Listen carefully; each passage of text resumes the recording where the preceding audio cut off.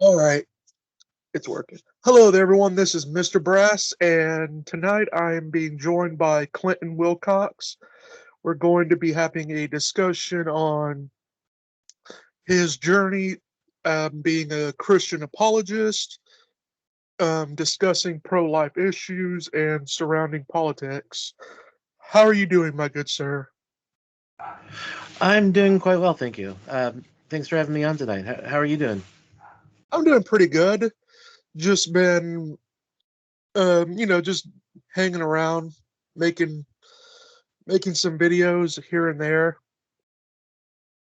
And Right on. so, just so to let the audience know, can you give like a summary of who you are? Well, sure. My name is Clinton Wilcox. I used to live in California, but earlier this year I moved to New Mexico. I, you know, I'm a professional musician. I have actually started playing in a couple of local rock and roll bands here in town since I moved here. One is an original band and one is a cover band. Doing classic rock covers and things like that. As far as my apologetics and activism goes, I've been a Christian basically my entire life. Kind of came out of the womb holding a Bible, so to speak. But after I got out of high school, I went through a questioning phase about whether or not, because growing up in the era that I did, 80s and 90s, apologetics wasn't really a huge thing in the church or anything like that. So I was never really taught anything about the faith, never taught any of the arguments for God's existence, anything like that. So after I got out of high school, I went through a questioning phase about, am I a Christian just because I was raised that way, or are there good arguments for Christianity and reasons to believe apart from what we read in the Bible? And so my search led me to the local Christian bookstore because I didn't just want to assume that there were no answers out there. I wanted to read some of the books by some of the best Christian thinkers, see what they had to say about the issue, and see if there really were good reasons to believe apart from the Bible and being raised that way. And I came upon the works of C.S. Lewis, Norm Geisler, who's a top-rate philosopher, and others, and started to realize that there are actually good reasons for belief in Christianity through, primarily through philosophy as well as theology, and history, things like that. But philosophy is kind of where my interests lie. So you know, I started reading more philosophy and started to realize, what the actual discussion was, what the arguments were, things like that. And so that sort of led to my pro-life activism as well, because when I got into college, I um, I took a public speaking class, and I had to do a speech on a controversial topic, and the one that I just kind of chose out of thin air was abortion. And as I started to research abortion, because in that presentation, I had to do it in a way that was balanced, uh, where I presented both sides equally, and whoever was listening could not tell which side of the aisle I came down on. So I really had to study the issue from both sides in order to get a good grade on this presentation. And so Hmm. as I started to research abortion through both sides, I started to realize that the weight of the evidence was on the pro-life side. In fact, it's not even close. The science shows that human life begins at fertilization, and philosophically and theologically, my Christian faith tells me that all life is valuable, and so. Philosophically, I started to realize what the philosophical arguments were for human value and equality too, and I came to realize that unborn if these unborn embryos and fetuses are human beings, which they are, science tells us that human life begins at fertilization, then if I really do believe in human equality, I have to consider them as fully equal human beings too. Otherwise, any claims to believing in equality, in equal rights, things like that, is hypocritical because I'm leaving out a portion of human beings. So that was kind of the journey that led me to becoming pro-life, and just through various events, I got to know Josh Brom because he was a local pro-life advocate, um, and just through some events, getting to know him, I started doing more study. He kind of pointed me in the right direction for good pro-life resources, and through his ministration, I eventually kind of entered the movement and became a teacher and a trainer of pro-life people to help people make the pro-life case effectively and persuasively. And that's just sort of where I'm at now. All right. Well, that was good to know. I mean, I've been part of the pro-life movement, you could say, since, I mean, I went on secular pro-life. Mm-hmm.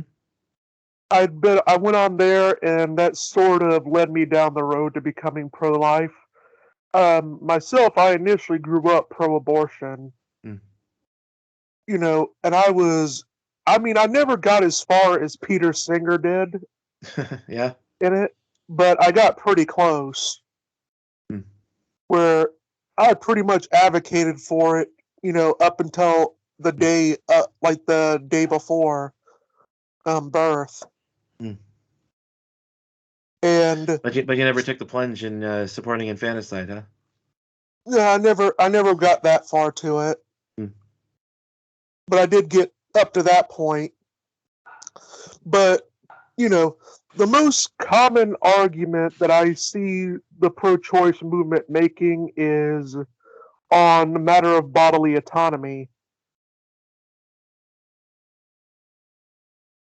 And I've always found that funny when it comes the to them, because most of the time they're utilitarians. So they tend to believe that rights are more or less just sort of political tools that we use to get a means to an end. So really, Peter Singer himself would say that there are plenty of times when someone's bodily autonomy should be overridden if if overriding it would maximize human flourishing. So have Right. you read more about that with him? Well, yeah, I've read Peter Singer. I've read his book Practical Ethics, in which he says, we have an obligation to feed the poor, which is a good thing for him to argue. I totally agree with that. We have an obligation uh, to protect certain animals, but we don't have an obligation to protect unborn human beings. And so I really think that Peter Singer's ethics, as well as all pro-choice philosophers, but Peter Singer especially, his sense of ethics are skewed, even though he wrote a fairly popular book on practical ethics. His ethical views on ethics, I would say, are definitely I don't want to be unkind or uncharitable, but his sense of ethics is definitely askew, to put it Yeah. mildly. Yeah, and I I, apologize. I got this dog barking in the background. I'm trying to mute my mic when I'm not talking so that it doesn't come through when you're trying to ask questions or something. But I'll try. yeah, I'll try to keep that to a minimum. that's fine. I understand that. Um, I've known that you've recently have been getting in a sort of back and forth with another philosopher who's pro-choice named Nathan Nobis. Or Yeah, how yeah, did that's correct. when did you guys meet, and how did this spat really begin? Oh, I never actually met Nathan Nobis. I first became aware of a book that he wrote and some articles that he wrote.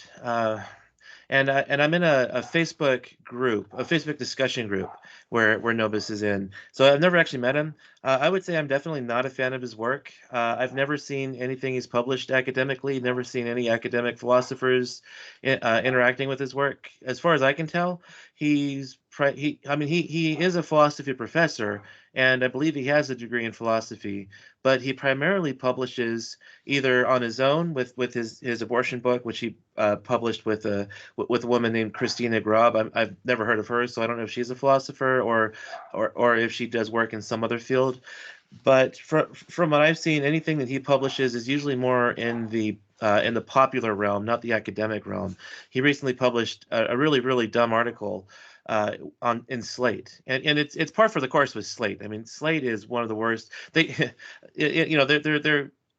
almost comedians because on their website they call themselves I believe they call themselves objective journalists, which is hilarious because they are not journalists; they're activists for the Well, left. And to me, Nobis's article, just to kind of finish up with this real quick, Nobis's article is really par for the course with Slate, but it was really surprising to see something so bad come from someone who calls himself a philosopher.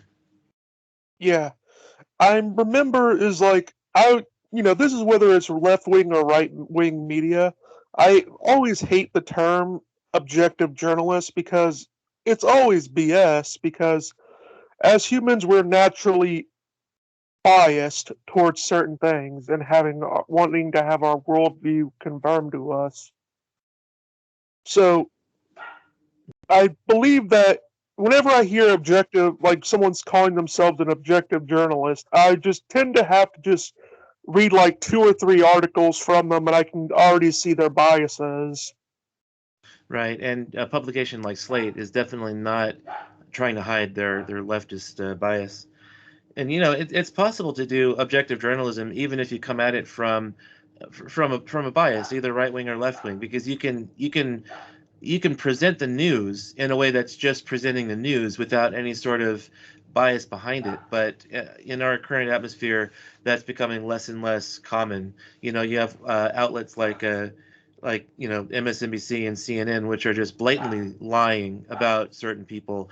They lied about Kyle Rittenhouse recently. Mhm. With the whole self-defense case, they were actively lying about Kyle Rittenhouse from the beginning and presenting active falsehoods, and then the readership actually saw the evidence when they watched the trial and were like, well, I didn't actually know any of this stuff because that's not what the news was telling us.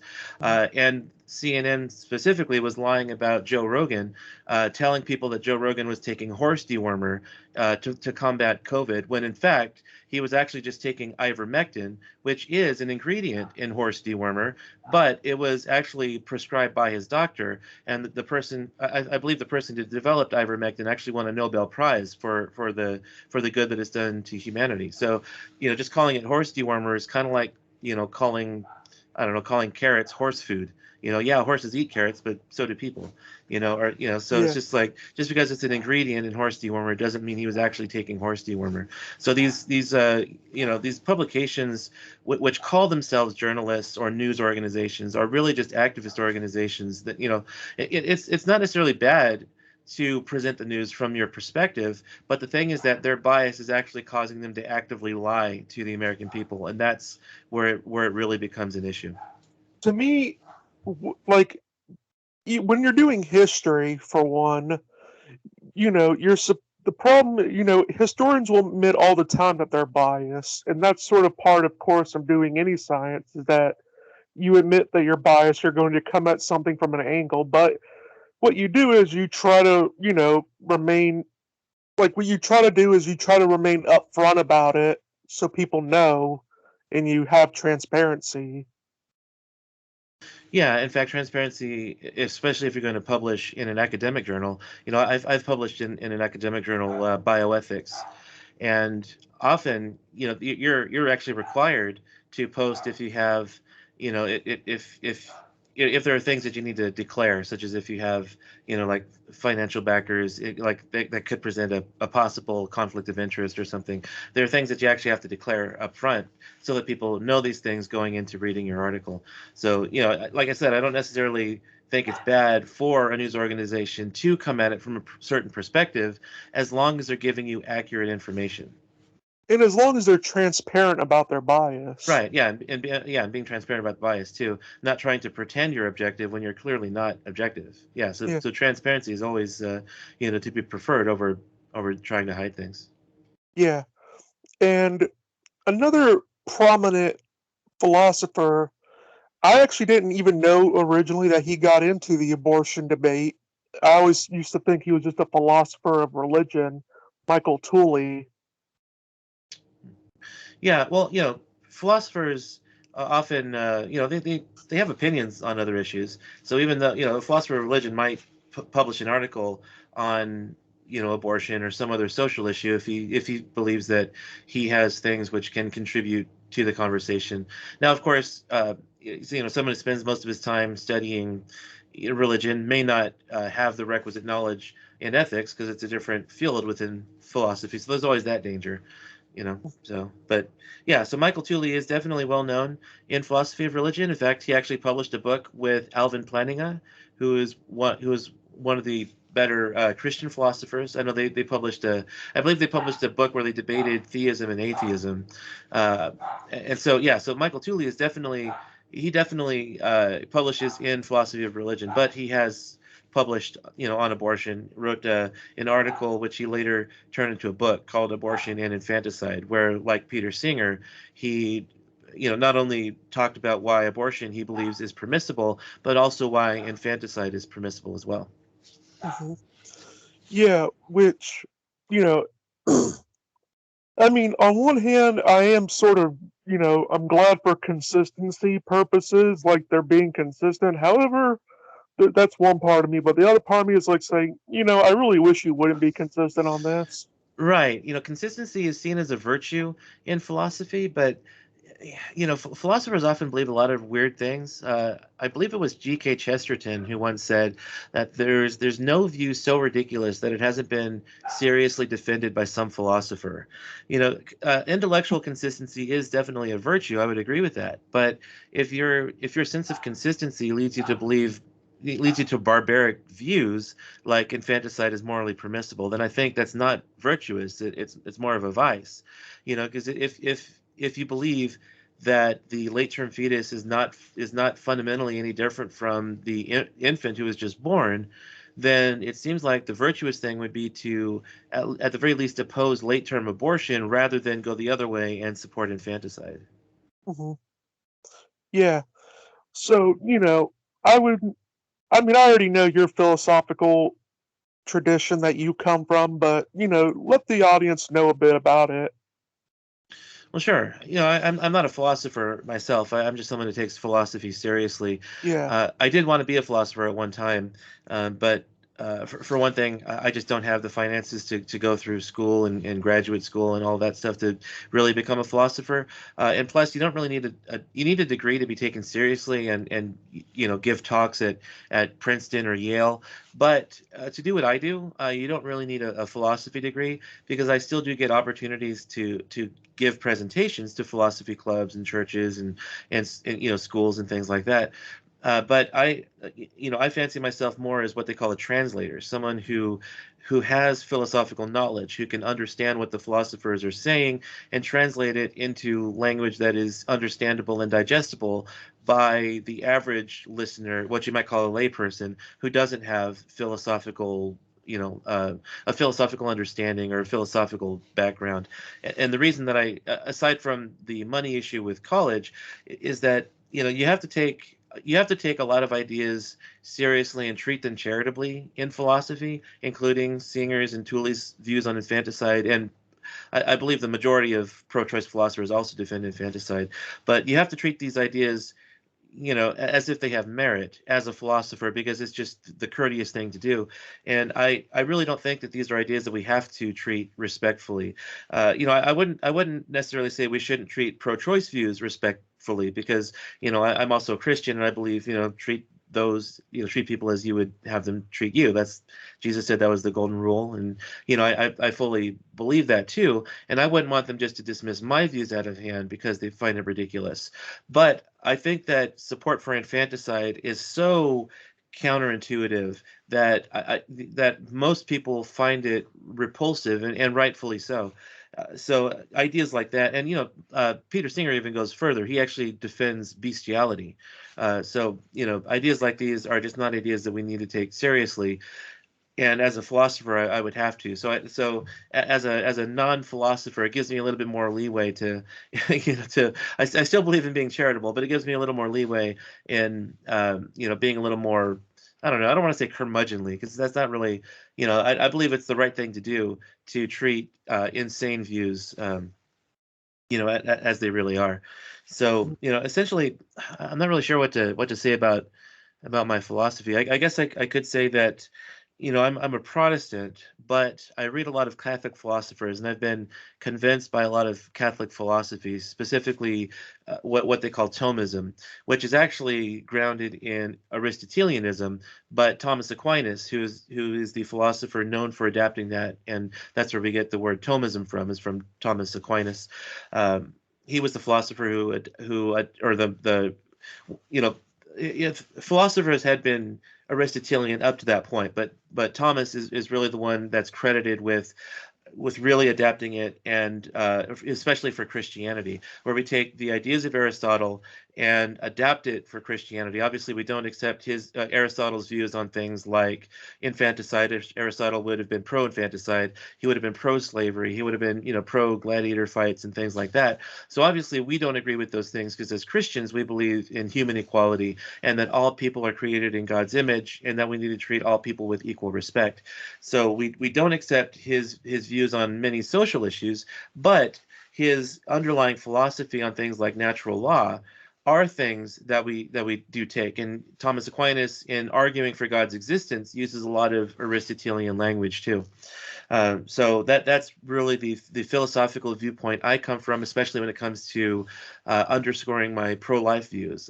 My pro-life views are grounded in my views on natural law and things like that. All right. Well, I knew, like I said, I know you were a natural law theorist beforehand, Mhm. and I wanted to obviously, get you on some typical moral dilemmas and Hmm. see how natural law theorists would sort of deal with that. Like, Sure. But before we do that, maybe I should just take a couple minutes real quick and just kind of explain what natural law teaches.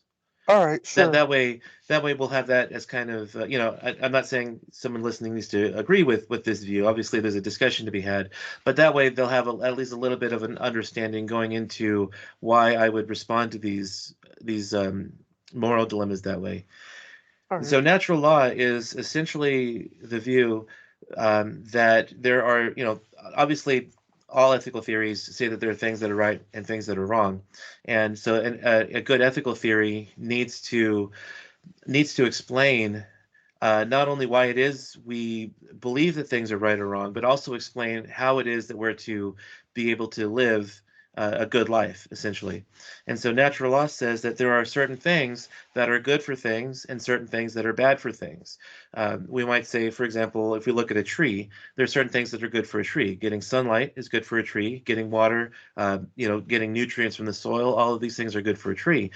Cutting a tree down is bad for the tree because the tree is a living thing. If you cut the tree down, not only are you're kind of misusing the tree, you're using it for a purpose other than it exists for, but you're also killing the tree. And obviously, for a living thing, being killed is a really bad thing. Now, we would not say that. But a natural law theorist would say that a tree is not a moral agent, and so it is not morally wrong for us to kill the tree. So when we say that there are certain things that are good or bad for a tree, we're not speaking in a sense that's morally good or bad. We're speaking just in a sense of, there are certain things that contribute to the tree's flourishing as a tree, and there are other things which frustrate the tree's flourishing as a tree. Um, so we can jump up now, let's say, to a squirrel, and this is an example that I get from Edward Fazer, who's a well-known proponent of natural law and Thomism. There are certain things that are good for a squirrel. It's good for a squirrel to eat food and store up nuts for the winter. It's bad for a squirrel to go out and lie on a highway and eat nothing but toothpaste.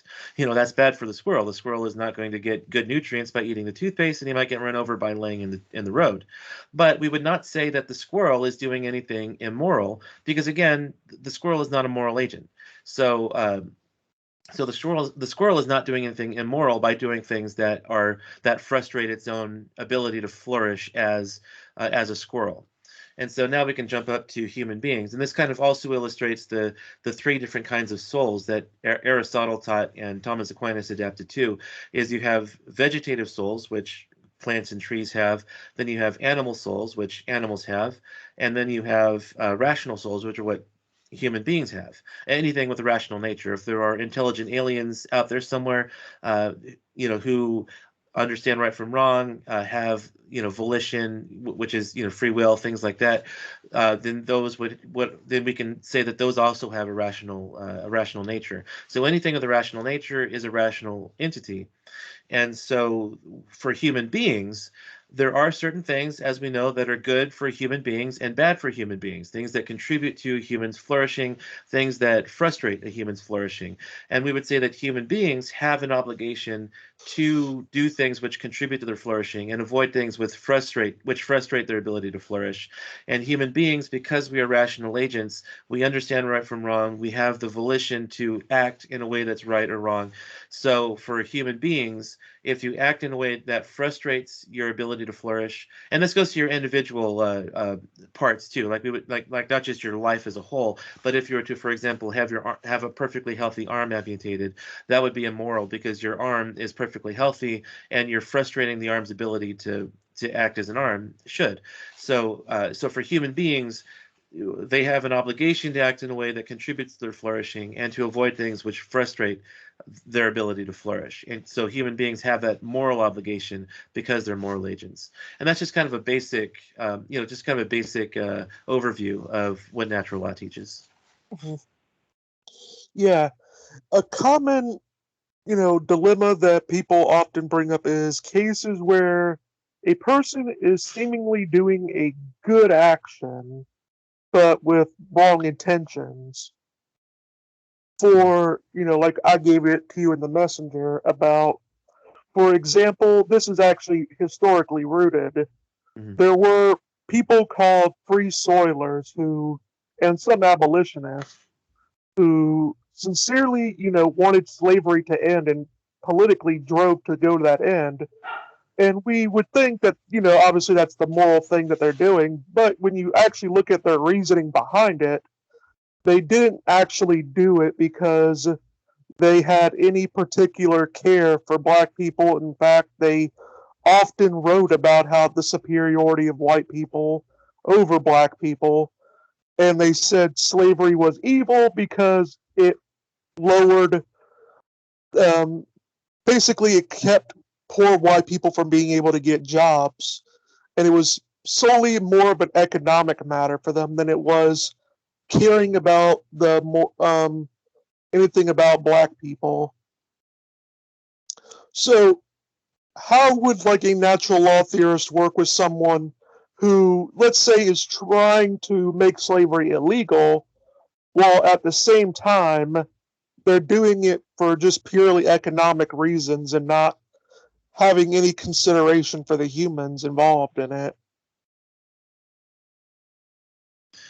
Yeah, so for natural law, intention is very important. In fact, we can see this just looking at our laws too. For example, intention can turn a manslaughter charge into a murder charge. If you kill someone accidentally, that's manslaughter.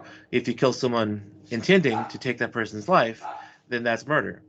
Um, so how we would treat intention is we would say if someone is doing a good act but doing it for a bad reason, that person is still acting immorally. Because we also see, for example, a doctor. Um, if a doctor was to stab you because he wants to kill you, that would be immoral. But if a doctor is cutting into you because he wants to treat your cancer, well, that would obviously be good. So one's intention is well, it's not the only thing that can make a moral act immoral or vice versa, but it's one of the most important things, I believe, in someone acting morally. So, for example, we could actually just apply that to the abortion situation, because abortion is a current human rights abuse that's going on, one that I'm actively participating in. If if someone came to a pro-life outreach, if someone, I mean, I don't know what their motivation might be, but if someone came to a pro-life outreach and I knew that they were doing it for a reason I didn't necessarily approve of, I would, probably let that person stay as long as that person was not being violent or overly aggressive to any, abortion-minded women going into the clinic or anything like that. As long as he was behaving himself, even if he was not there for a good reason, I would still let him be there because at the end of the day, you know, I want abortion to end because it's a human rights abuse. It kills, well, it used to kill, 1 million unborn children every day. I've heard the numbers have kind of gone down, but I've also heard that's misleading because chemical abortions are not actually counted in abortion numbers. So I think I don't think it's really possible right now to get very accurate abortion statistics. But I have to look into that more. I'm not 100% sure on that, so don't quote me on that or anything. But if someone was there for what I considered a bad reason, that person is acting immorally, and that's bad for that person. He should get his house in order, or understand what's at stake here in the issue, that kind of thing. So when we're talking about personal morality, that person is not acting in a way that's virtuous, and he's only helping himself to create bad habits. He's letting his vices rule his life, and that's bad for him. But considering that I want to see abortion overturned, if his presence being here, if he's behaving himself, you know, if I think his being here is a benefit to the cause that I'm here to support, then I wouldn't have any problem just letting him be here, even if his own even if his intention is for the wrong reason. That makes sense. You know, it also goes in sort of the reverse way where someone does something bad but with good intentions behind it. Like, Right, let, right, yeah, let's say, for example, let's say I had this policy idea that I believe sincerely.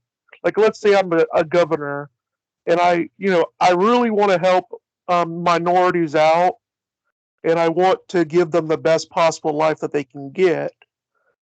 But, so I passed this bill and I passed this law, and what ends up happening is the complete reverse happens, where it actually demonstrably makes their lives worse in every conceivable way. yeah. So, In a case like that, when we're talking about a politician, I think that's a little bit more complicated because, yeah, his intention are good and his acts resulted in something that made those minorities worse off.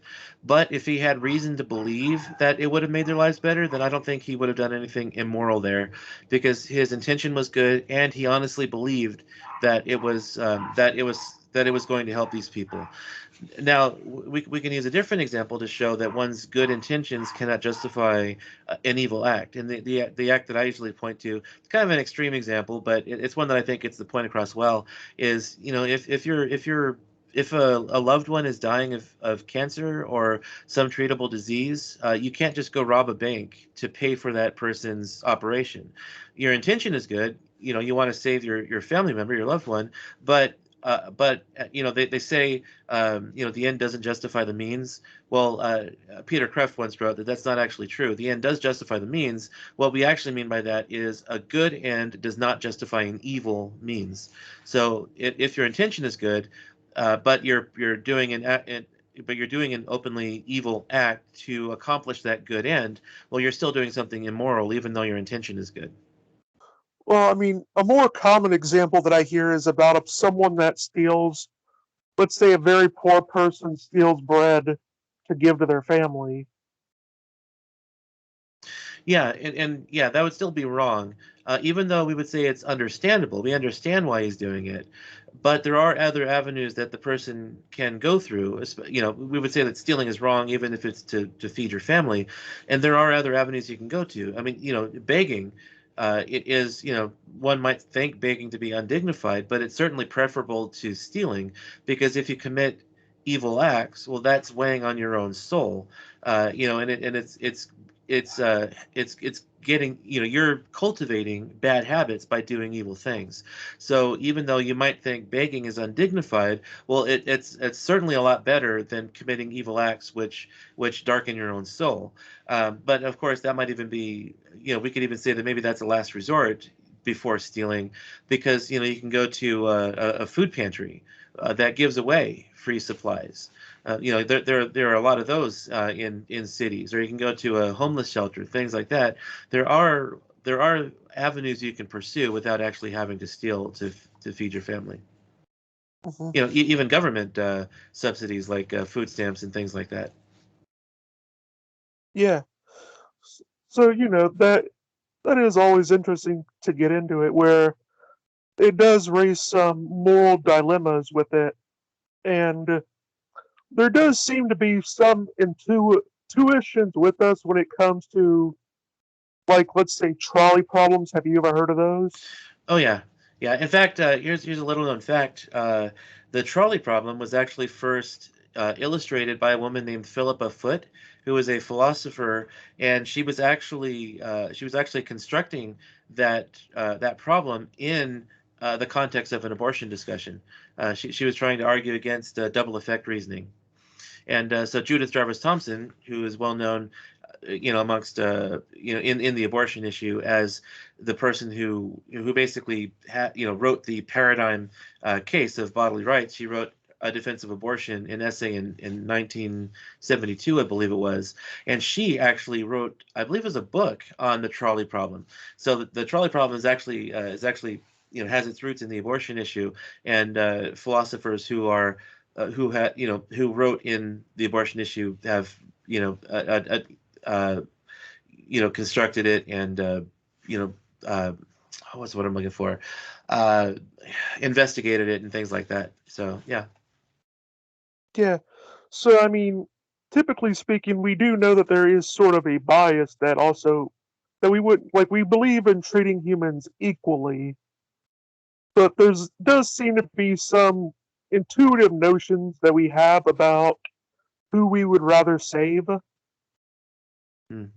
For example, let's say you had to decide between letting a train run over, let's say, two men on one side of the track or letting the train run over two women on the other side of the track.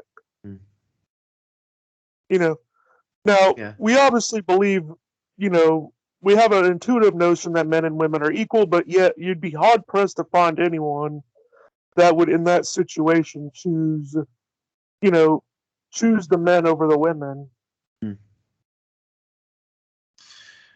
Yeah, and I think part of that, and yeah, trolley experiments, trolley problems, really are important because it really helps us to clarify why we have these intuitions. Because if your intuition is to, like if the trolley is heading towards these two women, but you can, throw the switch and have the trolley switch tracks and hit the two men instead. Um, Someone might think, well, I'd rather them hit the men than the women. And I think part of that intuition is that we tend to view women, um, it's not necessarily, someone who's sufficiently woke might say it's because we view women as inferior and inherently weak and things like that. But I think it's just that we, especially if we're men, we tend to, you know, have this inherent feeling that women ought to be protected and that men are protectors of women. So especially if you're a man, you might have an intuition, well, I want to switch the track and have it hit the men instead of the women because I'm a protector and those women are in trouble. But yeah, if you really think about it philosophically, there's no real good reason to justify you throwing the switch. Um, to hit the men instead of the women. Generally, it's usually they usually weigh like the number of people. If you have a train that's heading toward five people who are on a track, but you can throw the switch and have it switch tracks and only hit one person, are you then morally justified in doing so? Because you're saving five people, but you're actively killing one person to save those five people. That one person died as a direct result of your actions. So are you morally justified in throwing that switch to save the five people, or is it immoral because now you're actively killing that one person to save the five? So that's generally how these kinds of things go. And it's actually been adapted by pro-choice people. You may have heard the burning IVF clinic Yeah. scenario. Well, it's basically just a trolley scenario dressed up in abortion type language. Yeah, I mean, I've made the joke about that sort Mm. of like it's become so well known that I've actually parodied it. My Yeah. response, Mm. where my response is like I take what the pro-choicer would what I would believe like a pro-choice position would be on it. Mm. Where Yeah. basically I find myself in a burning, IVF building, and I have to choose between saving a 5-year-old or 500, um, you know, Like like embryos or embryos. yeah. And And I say, the pro-choice position for me would be just to get out and just save myself and leave both of them there. Because after all, I mean, obviously the 5-year-old and the embryo are not justified for the use of my body in order to Right, my body, pick my them choice, up, right? in order to pick them up and save them.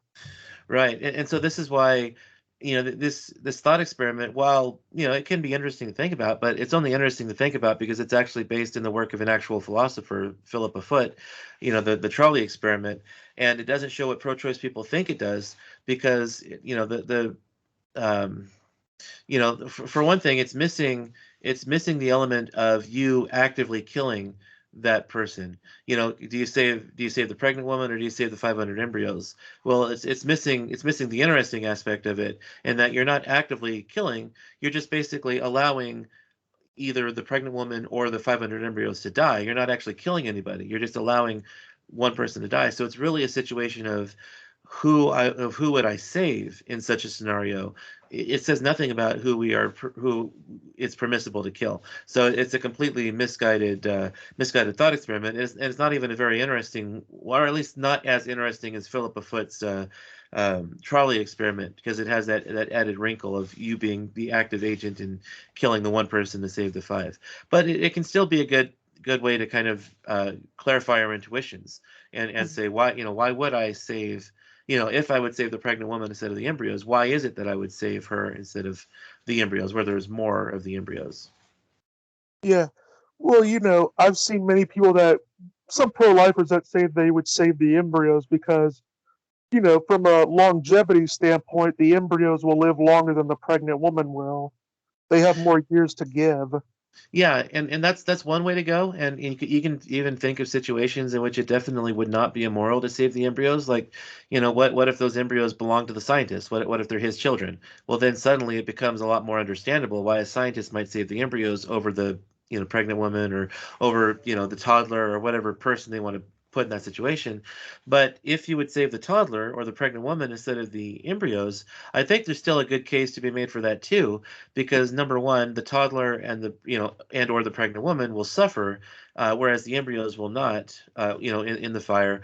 But also, we don't know exactly what the fate of those embryos are. They could be marked for experimentation. They could be just marked for being frozen for many years, and embryos can't survive being frozen indefinitely. And even if they are injected into a pregnant woman, there's no guarantee that they'll actually take and make it to birth. So if you want to look at it like a triage situation, we know that the toddler and or the pregnant woman has a 100% chance of survival if I rescue that person.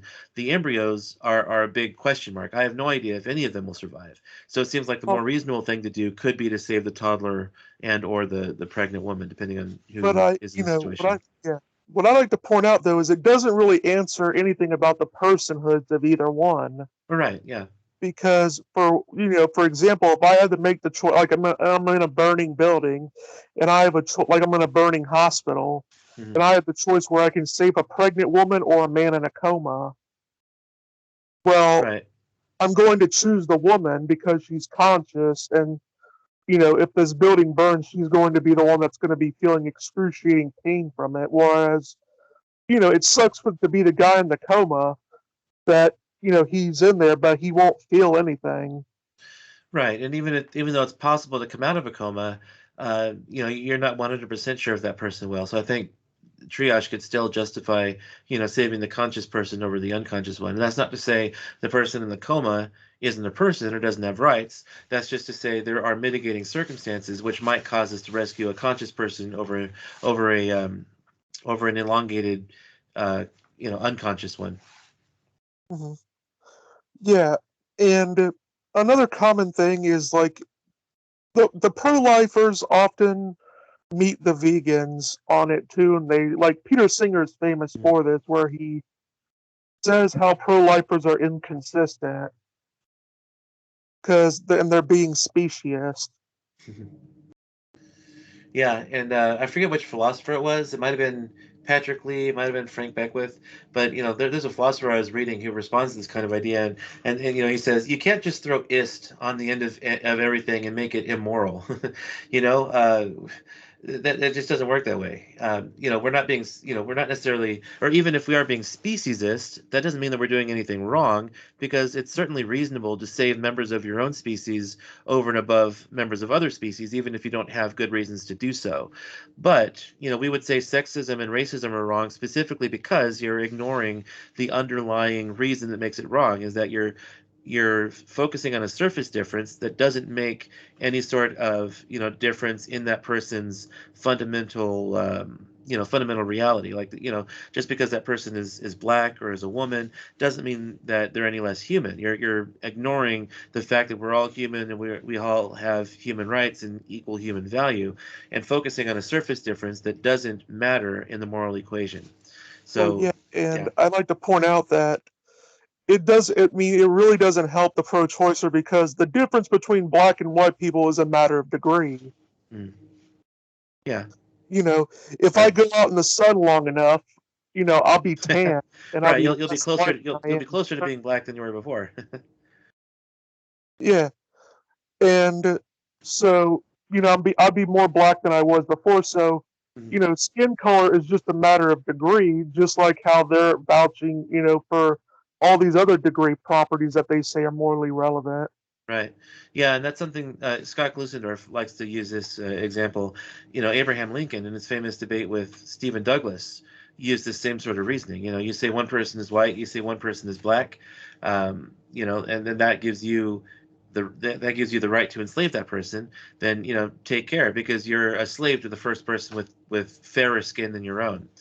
So Abraham Lincoln recognized this sort of thinking, where if you're looking at degreed properties, well, that just means that whatever that property is, you're a slave, or you can be killed by the next person you meet who has more of that property than you do. Yeah, and that's called a general. I believe that's called the constitutive um, view of personhood, where it's talking about the degrees. And a common thing they say potential is not actual. Like, we do all the time make a distinction between the two. Like, for example, a 5-year old is a potential 21-year-old, Right. but we don't allow 5-year-olds to drink. Mhm.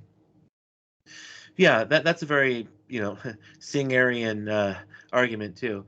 There are philosophers who will point out that I'm a potential president, but that doesn't mean that I now have the rights and the privileges afforded to the president, and that is actually just that's kind of getting the argument wrong. It's more like attacking a straw man of the actual pro-life position, especially if you come at it from a Thomistic perspective, like I do.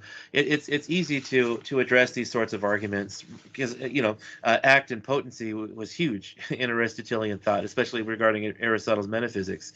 So there's a difference between active potential and passive potential, and active potential is the potential that something has inside itself to do, and a passive potential is a potential something has that has to come from outside itself.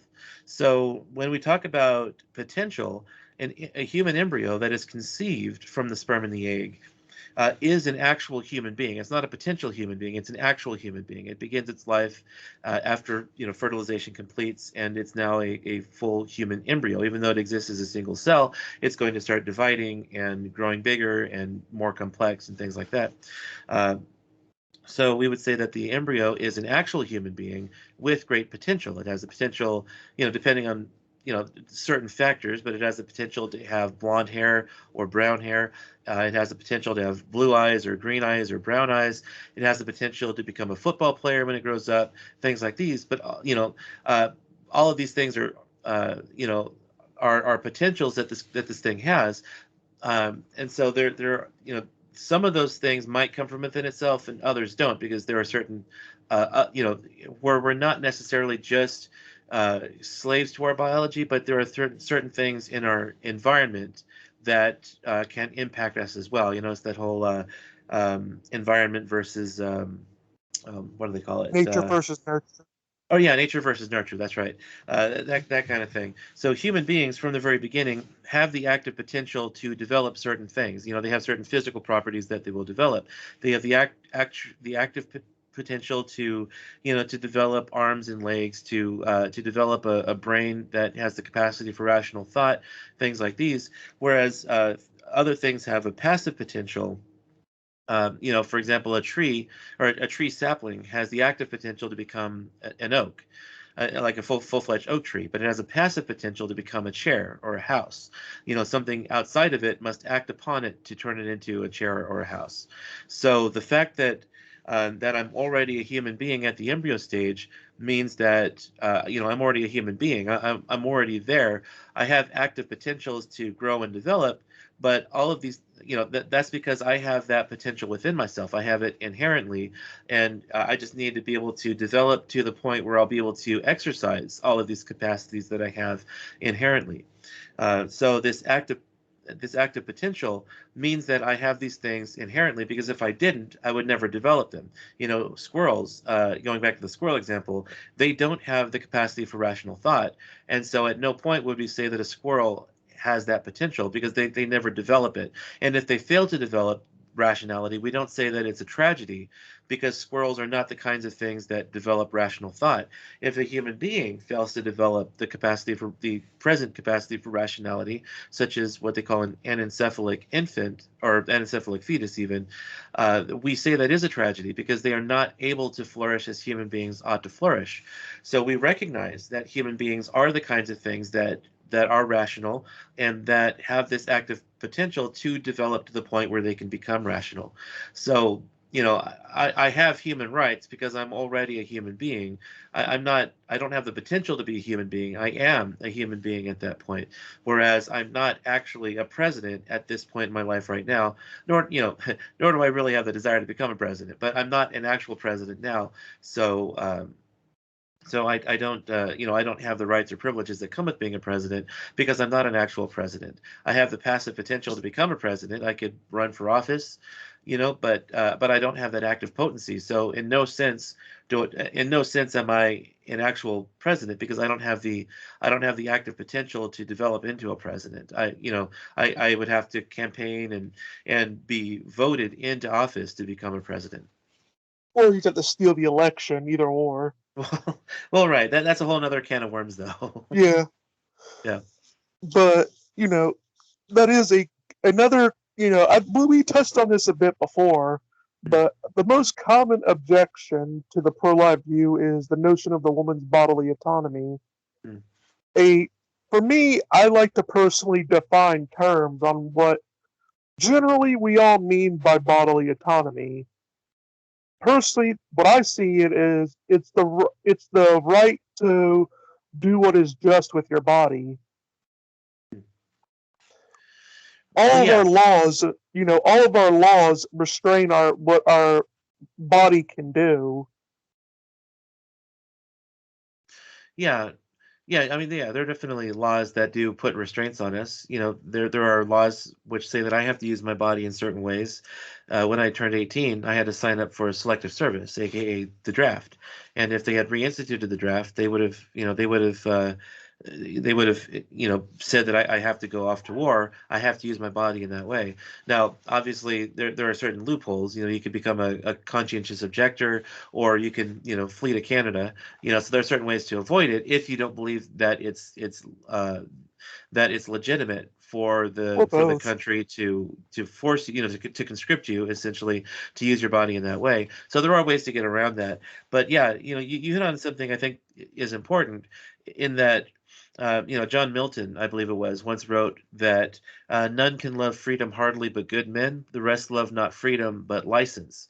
And so pro-choice people and, you know, pro-abortion people, because those do exist too, you know, they're not looking for freedom. They're looking for license, the license to do what's wrong, to kill their unborn child. True freedom has traditionally been seen as the right to do what one ought to do, not or the freedom to do what one ought to do, not what one wants to do, because obviously often what we want to do is not necessarily the right thing to do. So true freedom comes in doing what you ought to do, not what you want to do. If you're constantly giving into your baser passions, if you're constantly giving into what's wrong, well, then you're actually a slave to your base passions, and so you're actually a slave. That's not freedom. So if you cultivate a virtuous lifestyle and cultivate virtuous habits, then you're truly free because you're not you're not a slave to doing what's wrong. Essentially, you have the freedom to abstain and say no, I'm not going to do that because that would be wrong for me to do. So when it comes to bodily rights, pro-life people would say that sure, we have a right to bodily autonomy. Obviously, rape is immoral. uh, as libertarians say, my right to swing my fist ends where your nose begins. I can't just run off and hit someone without due cause, or I can't kill someone without due cause. So obviously there is a sense in which we have a right to bodily autonomy and integrity. A doctor cannot rightfully give me a shot against my will. So there are senses in which we do have a right to bodily autonomy and integrity. But as you said, we're obligated to use our bodies in a way that is moral. And if killing our unborn child is immoral, then it does not fall under a right to bodily autonomy to say that I can kill my child, because that's an evil act. And so no one has as they say, no one has the right to do something that's wrong. Yeah, and I like to point out there are plenty of times when we do value the right to life over the bodily autonomy of someone. For example, let's say you were a prison guard and all you had was a tranquilizer dart, and and all of a sudden you see one of the inmates, they're about to strangle one of the guards, one of the other guards, Right. and so you shoot your your dart, you shoot the tranquilizer at them, and you put them to sleep. Mm. Well, someone could say that you're violating their bodily autonomy because you didn't ask for their consent before you tranquilized them. But under my conception of the of bodily autonomy, it's the right to do what's just with your body. And the person that was obviously trying to strangle someone else was not, Right. using their body for a just reason. Right. Yeah. So if you do something that's wrong, then you have no reasonable expectation for people to respect your rights. If you rob a bank, you go to jail. You have a right to freedom, but if you do something that is punishable by jail time, well, you're committing an illegal act, and one that's based on morality, because obviously it would be wrong to rob a bank. So, the court, we would say, is justified in punishing someone for committing a crime, as long as the punishment fits the crime. So if you commit a crime that's worthy of being thrown in jail, well, you have no reasonable expectation that the cops are going to respect your right to freedom, because you've committed an act that they have the authority now to throw you in jail, because you've committed an act now that is worthy of being punished by jail time. Mhm. Another point of, I mean, don't you know, man, that you're just saying this because you're a misogynist and you hate women? Yeah, this is a common common tactic from lay pro-choice people. Thankfully, you don't often find it in the literature unless it's a feminist author. And I don't mean that as a slight to feminists, but feminist authors, there's no real polite way to say this. They tend to be the worst thinkers on abortion, because they tend to ignore questions of personhood and what the science is about human life, and they tend to focus more on how abortion or neglect or making abortion illegal affects women. And these are, of course, important questions, because we don't want women to be mistreated, and we want to do what's best for the woman. But they often ignore what the child is. And if the child is a human being, then we can't just allow women to kill this child to make their lives better in some way. Setting aside the question of life-saving abortions, which most pro-life people would say life-saving abortions are permissible under certain circumstances. But when it comes to actually, the gender aspect of it, well, as Frank Beckwith would say, people have gender, arguments don't. So, address my arguments and not just try to dismiss me based on my gender, because obviously there are a lot of pro-life women who make the same arguments that we do. So how, what would you say to a pro-life woman who is making this kind of argument to you? Well, I also like to point out that even let's assume I'm a misogynist, how would that in any way impact my argument?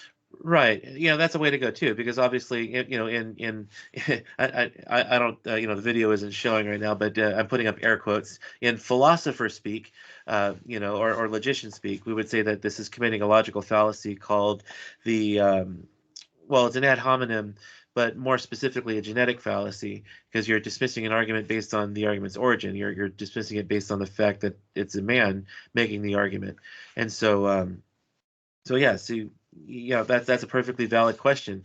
Suppose I am a misogynist. Everything you say about me could be true. Maybe I like to, kick babies over, end zone posts for field goals. How does any of that negate the argument that I make that abortion is wrong because it takes an innocent human life? So that's a perfectly valid way to go with that too. Mhm.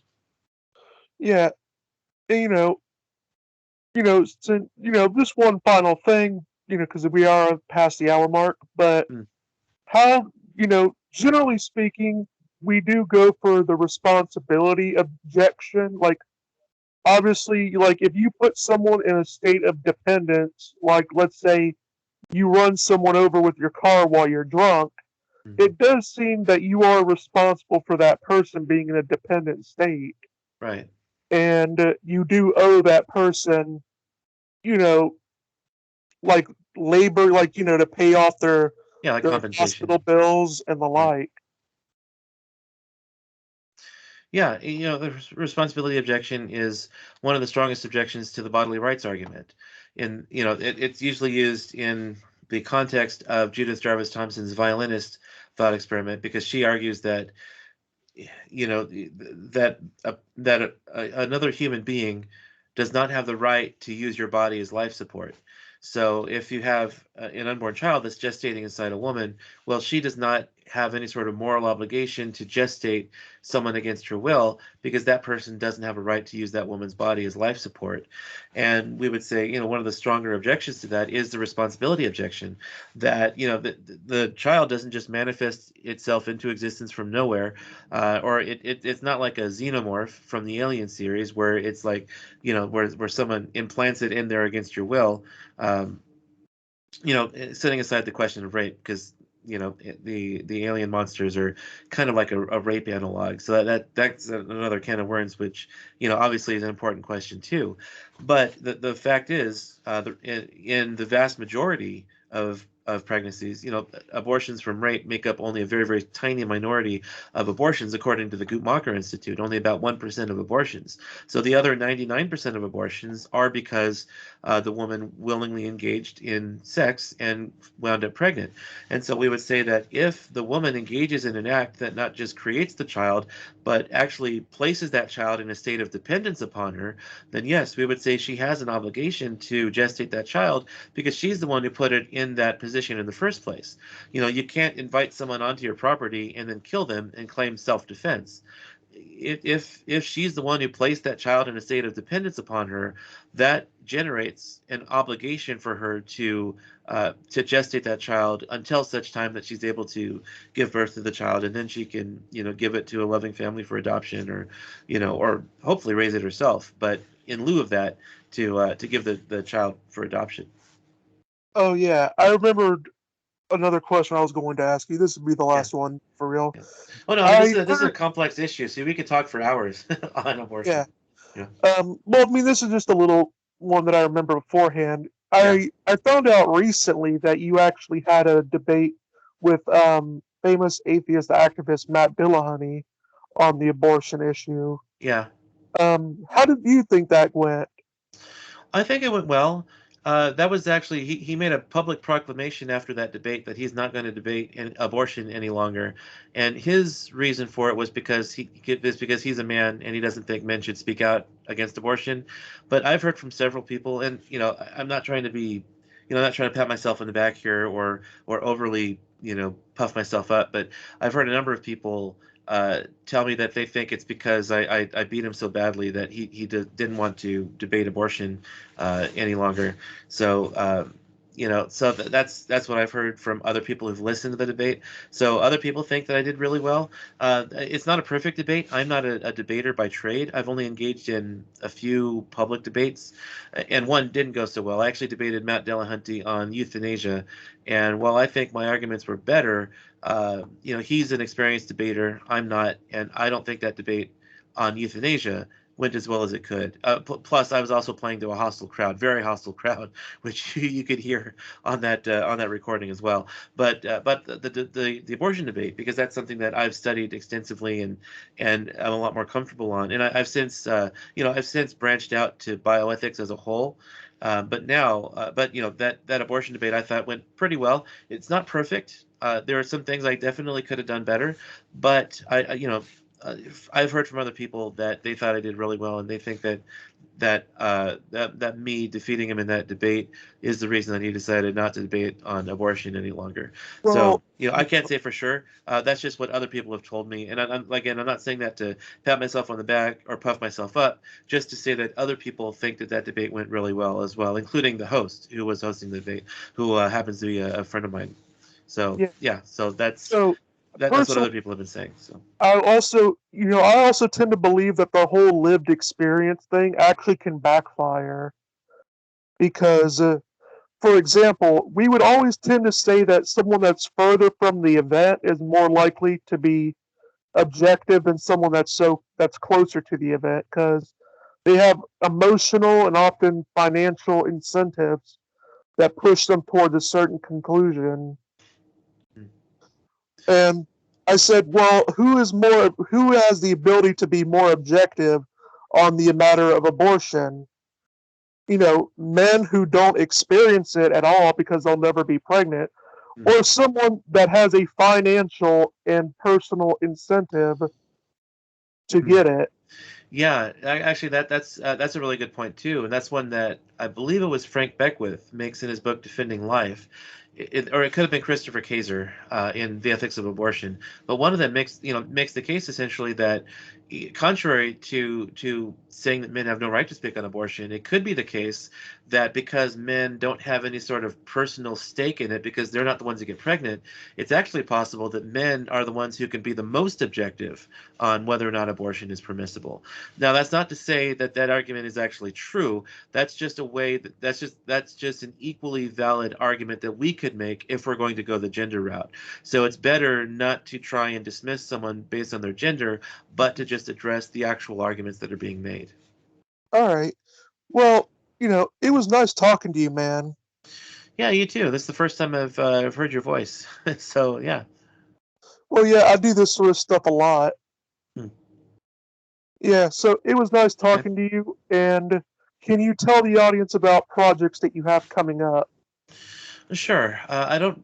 I mean, I don't have anything really close to it. I do have a pro-life podcast called Pro-Life Thinking, which you can find on iTunes, and I've done a few videos on YouTube. But I'm actually going to be kind of revamping and retooling it uh, to go in a slightly different route. So if you want to look for me on YouTube on the Pro-Life Thinking channel, that's going to be tweaked a bit coming up soon. And then there are a couple other things that I'd like to do next year. I want to definitely get some more articles published in academic journals. There are some ideas I've had for articles to write based on that. And there are a couple of conferences next year that I want to look at, seeing if I can get into.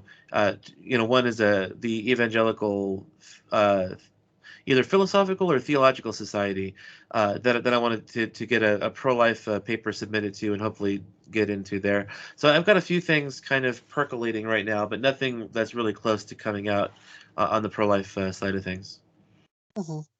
All right. Well, that is all for today. This is Mr. Brass, and this has been the Brass Exchange.